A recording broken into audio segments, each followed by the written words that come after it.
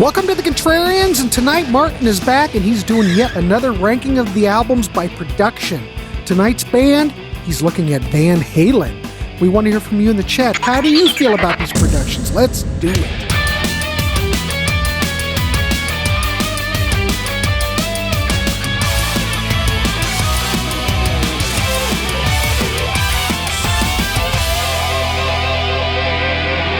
I'm actually shocked how this came out. The Van Halen albums ranked by production. So Martin Popoff from the Contrarians here for a little bit of a solo rant show, whatever you want to call it. I'm basically going to go through the Van Halen catalog and rank these albums by sound quality, production, sound picture, mix, you name it, various things put in here. Yeah, this is crazy how this worked out. So let's do this. This is not going to be a long show, not going to keep you long. We're going to start with number 12, Van Halen 3, the Gary Cherone album. I don't find this to be a terrible production. I just find it to be a little annoying. I don't like Gary's voice in the mix where it is, and I don't like the style that he's singing, but that's not really a production thing. I just think this album's kind of neither here nor there. It really doesn't have a particularly large amount of brown sound, yet it's kind of balancing that with just sort of being conservative and normal. This is Mike Post, kind of a weird guy to produce this album. So yeah, Van Halen 3 just kind of leaves me kind of meh sort of thing. It's just kind of there, kind of cool, not much to talk about. Number 11, this surprised me as well. A Different Kind of Truth. Which again, I find this to be a very vital and live and exciting production.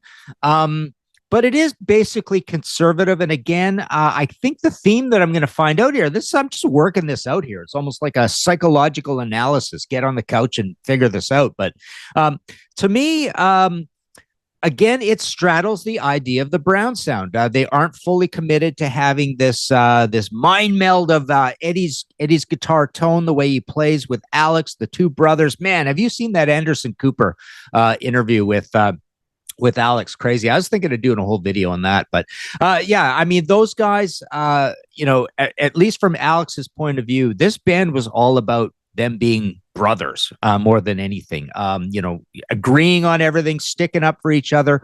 But I found that kind of poignant in that interview because I find that applies to the brown sound too. I've always said that Alex is as big a part of the brown sound as is Eddie. And here it's again, they don't seem fully committed to it. Number 10, I'm going to go with Diver Down. I think this is a fairly brown sound album, but it's kind of a weak version of it. I think they kind of work through the first 4 albums to get to this point. And they still haven't quite figured it out. So it's just a little incorrect. It seems to be a little bit missing on the bottom end or somewhere in there. Some of the lower end mid-range seems to be missing from this one. And it's a little bit, it just seems a little bit rushed, right? Like the entire album, like the whole project. Number 9, I'm going with Women and Children First. So this is again, I don't feel there's much brown sound to this at all. This is just a nasty, dirty, distorted, crazy, chaotic sort of production on here. It's actually got too much hair on it, too much dirt on it to the point where it's actually distracting. Number 8, I'm going with 2. So Van Halen 2 is where they do discover the brown sound because it's not on 1 at all. 2 definitely has that, but I think it's a little too murky. It's not figured out yet. They've just kind of like, it's almost like they've stumbled upon it. It's there. But it's, after you hear 1, it's kind of a shock to think that the band sound this casual. It's a very interesting production. It's eccentric, but I do find it a little murky, a little muddy, and a little bit of a shock. Very non-commercial for a second album for production. Number 7, I'm going with OU812.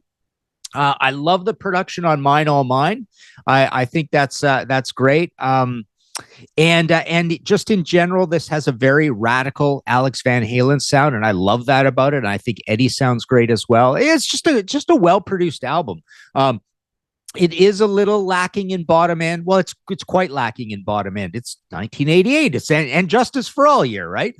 So it's a little bit like Van Halen's and Justice for All, I imagine. But yeah, pretty interesting. Other than that, and again, pretty radical. They are well into having an absolutely identifiable sound here, even though this is the second with Sammy Hagar. That's kind of a jarring thing that changes within the band. Number 6, I've got Fair Warning. So Fair Warning is considered the Eddie Van Halen I'm Gonna Take My Time album, where they kind of work a little harder on. It's a little more ambitious, a little more of a studio album. And I think it pays off. I think you've got a fairly conservative production sound with a fair bit of brown sound to it. There's some radical things going on throughout, some challenges. Yeah, so I haven't even mentioned his name. We're obviously back in the Ted Templeman era here. He does a bunch of the first ones, right, kind of thing. And so he's important in the process. But I think Eddie and Alex absolutely have their strong ideas of what they want to achieve as well. So yeah, this is probably the album.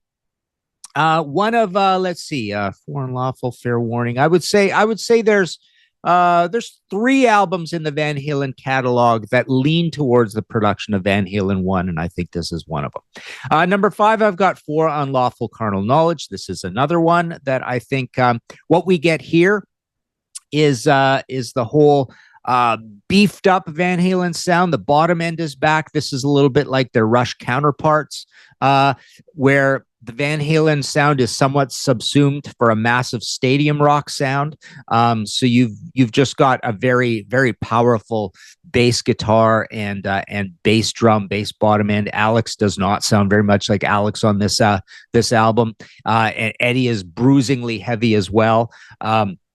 So yeah, I think this is just a high quality. Well, this is basically their Metallica Black album, right?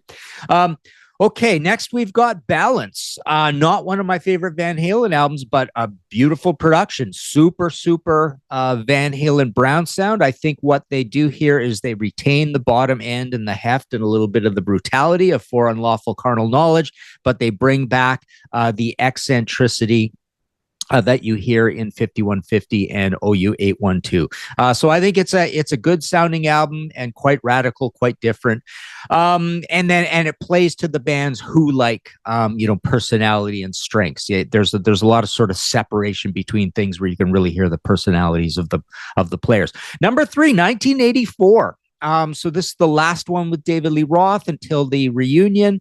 And I think here you've got the very best example of a radical brown sound. You think of Alex's opening to Hot for Teacher. You think of Eddie's guitar sound throughout, the way they've got the synthesizers in there in such a neat way in Jump and I'll Wait. Yeah, heavy booming bottom end, very raucous, very exciting. It sounds like those MTV videos, essentially. You think of Panama, which is one of my least favorite songs in the album, maybe my least favorite because it's so underwritten. But that song is all about, it wins you over just by the production alone. Number 2, very surprised to see this here at number 2. 5150. I think this whole thing, Mick Jones from Foreigner coming in, but really this is a Van Halen in 5150 studio kind of production sound. I think this is the most radical and interesting and bravely non-commercial brown sound that they ever get. Very bright, very Eddie, very Alex. Sammy sits fine in the mix as well. But yeah, I just think again, I can't stand Best of Both Worlds, but the only reason that song kind of wins over people is just because it just sounds like such a lively good time. The way the playing is on there, Good Enough as well. Same thing, both very underwritten songs, right? And number 1, finally, I'm going to go with Van Halen, the debut. I really think this is the most ambitious album they ever made. It's the most meticulously produced. We know it's probably the most routine. Ted Templeman put David Lee Roth through torture putting this album together. There's a lot of challenging sounds on it. You've got your running with the devil car horn thing. You've got strange stuff like they've got to record a guitar solo like Eruption, molten guitar sounds on here. Beautiful, bruising, heavy, visceral, exciting bottom end drum sound as well. Just a crushing heavy metal production, very high fidelity for 1978. The spirit of Montrose. Montrose is in this. Ted Templeman produced Montrose, and he produced this as well. I think it's no Brown sound to it at all. I think this is just a sober, conservative production, but a very high fidelity and a very sympathetic to heavy metal kind of production as well. Just very steely, distorted, hairy guitars, but nothing competes. Just really good quality analog, organic bass sound in here as well. Just a great sounding album. And again, shocking. I've said this before, but I think the very best Van Halen ever recorded was on those non-LP tracks, Up for Breakfast and It's About Time. To me, that is the absolutely most crushing, heaviest production they ever got. And while they were doing it, they managed to get the most glorious, thumping, dynamic, enthusiastic version of the Brown sound, version of Eddie and Alex, just being locked into this idea of being Van Halen. So there you go. That is the Van Halen catalog ranked by production. I still have available my 2 Van Halen books. I don't think I have any more visual biography, but anyways, check with me on Facebook. But I do have still about 5-6 copies left of Unchained, a Van Halen user manual, and I do have Van Halen at 50 Van Halen career highlights. Got those and a bunch of others at martinpopoff.com. Of course, my new big, massive Iron Maiden book is there as well, Hallowed by Their Name, the unofficial Iron Maiden Bible. Check out my audio podcast as well, History in 5 Songs with Martin Popoff. You can join our Patreon. We have merch as well here at the Contrarians, but you join our Patreon. I think it's Marco's got it set at $3 a month sort of thing, and that gets you onto our panels if you want to be on these cool panel shows that we do. But subscribe, all that good stuff. Go play some Van Halen.